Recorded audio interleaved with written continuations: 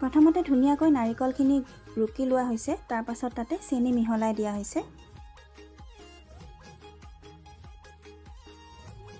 এতিয়া নাৰিকলখিনি ধুনীয়াকৈ জুইত অলপ ভাজি লোৱা হ'ব।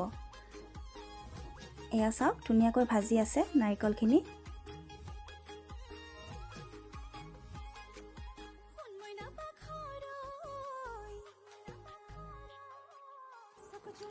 এতিয়া তাতে অলপ চুজি মিক্স কৰি দিয়া হ'ব।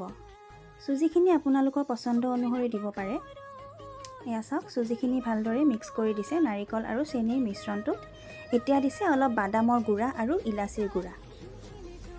অলপমান লাৰুটো বনাই চাব, যদি ভালদৰে হোৱা নাই তেনেহ'লে আৰু অলপ সময় ভাজি ল'ব লাগিব।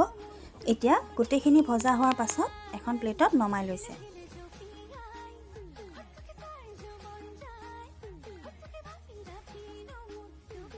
তাৰ পাছত এটা এটা কৰি নাৰিকল আৰু চুজিৰ লাৰু বনাই গৈছে।